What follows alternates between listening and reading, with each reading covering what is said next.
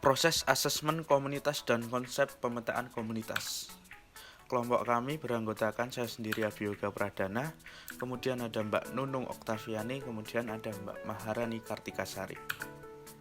Asesmen komunitas berdasarkan National Network of Liberalists of Mediation. Community assessment didefinisikan sebagai tujuan deskripsi sebuah komunitas dan orang-orangnya dengan tujuan mengidentifikasi kebutuhan komunitas dalam menyediakan pelayanan yang memadai terhadap kebutuhan tersebut. Sumber lainnya mendefinisikan community assessment sebagai suatu proses mengumpulkan, menganalisis, dan melaporkan informasi mengenai kebutuhan masyarakat dan besarnya kapasitas atau kekuatan yang ada di masyarakat untuk memenuhi kebutuhan tersebut.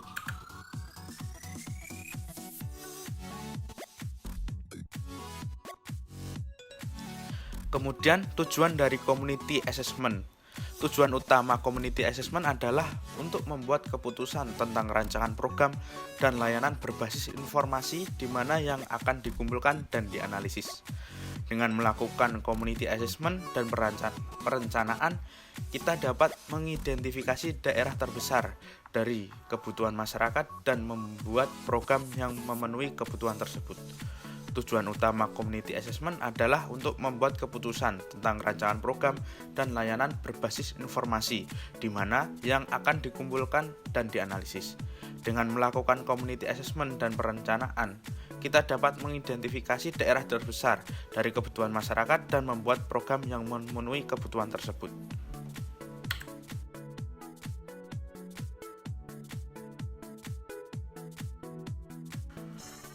Manfaat community assessment. Di sini terdapat berbagai manfaat dari asesmen komunitas.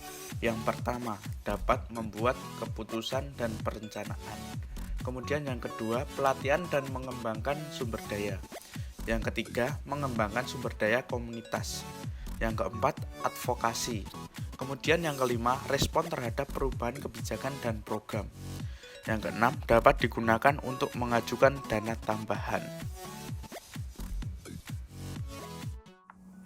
Terima kasih kepada Mas Yoga. Selanjutnya saya akan melanjutkan tentang indikator asesmen komunitas. Yang pertama itu ada masalah kesehatan, contohnya ada imunisasi, terus berkaitan juga dengan presentasi bayi yang lahir dengan berat badan rendah atau di bawah normal. Terus yang kedua, indikatornya itu ada kondisi ekonomi, itu menyangkut dengan tingkat kemiskinan dan tingkat sukses sekolah.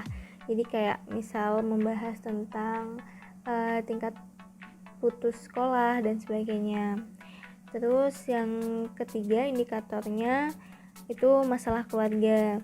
Jadi ini berkaitan sama kayak contohnya anak asuh, terus ada juga FDC. Dan indikator yang terakhir itu perkembangan anak usia dini. Jadi kayak tingkat dari awal, terus dari partisipasi prasekolah, terus juga di sini ada persentase anak dengan kebutuhan khusus juga masuk ke sini. Untuk slide selanjutnya adalah prinsip-prinsip dalam asesmen komunitas. Yang pertama adalah membangun kemitraan. Jadi membangun kemitraan itu merupakan salah satu hal yang penting ya teman-teman dalam asesmen komunitas. Karena landasan asesmen komunitas sendiri itu kan adalah menjalin hubungan antara orang dan organisasi atau komunitas yang ada dalam masyarakat. Nah, dalam menjalin hubungan dengan kemitraan tadi juga akan banyak keuntungan yang bisa kita dapat dari tiap-tiap mitra.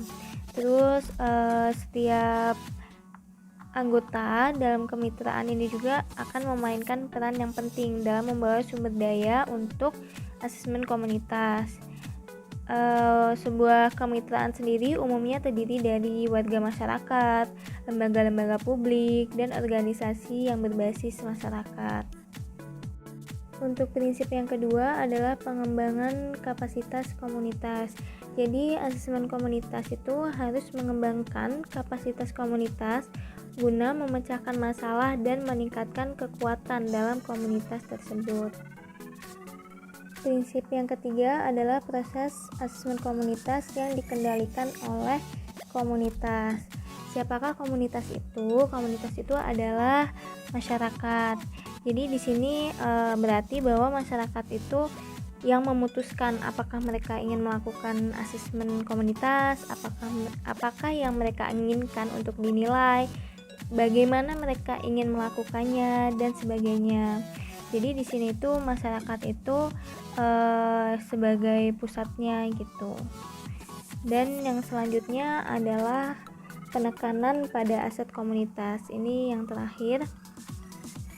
Jadi di sini tuh pada penekanan ini tuh sejalan dengan prinsip sebelumnya, yaitu prinsip peningkatan kapasitas masyarakat.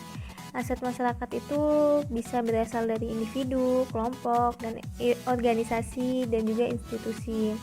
Contohnya itu ada kayak misalnya warga yang suka menjadi relawan, itu nanti asetnya tuh kayak bisa menjadi bagian dalam kegiatan Siskamling.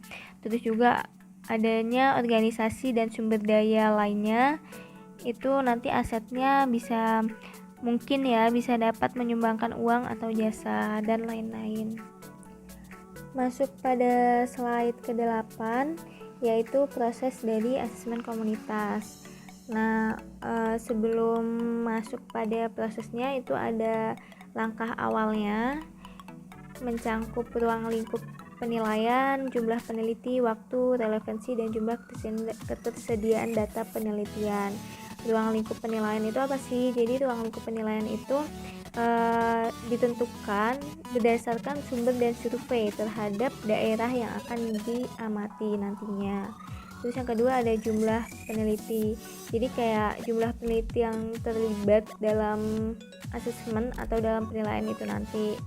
Dan yang selanjutnya waktu. Jadi kayak dalam asesmen komunitas itu perlu adanya waktu yang tepat atau penyelesaian dalam tepat waktu gitu. Dia nantinya itu bisa ada umpan balik dan evaluasi. Dan yang terakhir itu relevansi dan jumlah ketersediaan data. Jadi di sini data dan relevansinya itu tuh harus harus dilakukan pengujian gitu. Jadi kayak relevansi dan datanya tuh udah diuji sebelumnya. Selanjutnya itu kita masuk ke langkah dasar dalam asesmen komunitas.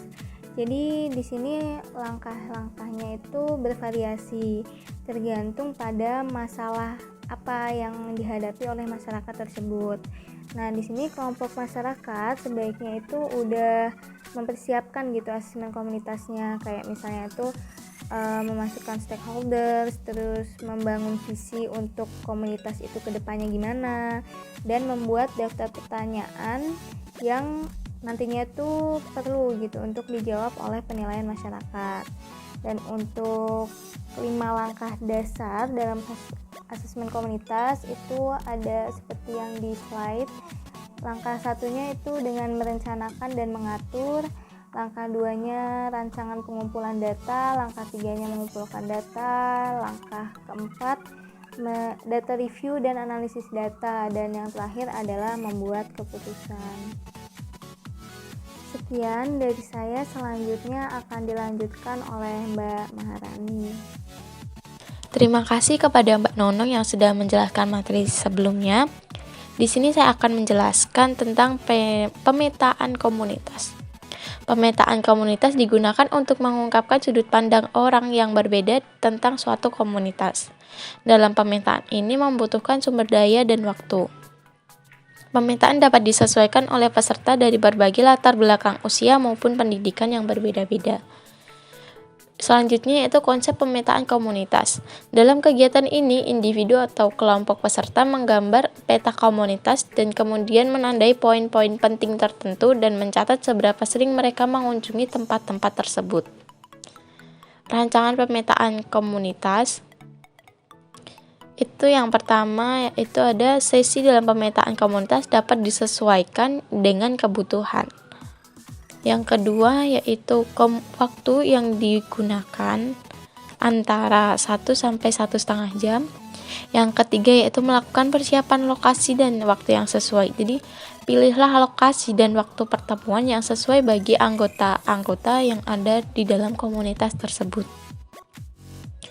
Yang keempat yaitu mempersiapkan bahan seperti kertas flipchart, spidol warna, perekat, catatan tempel atau kertas kecil berbentuk persegi.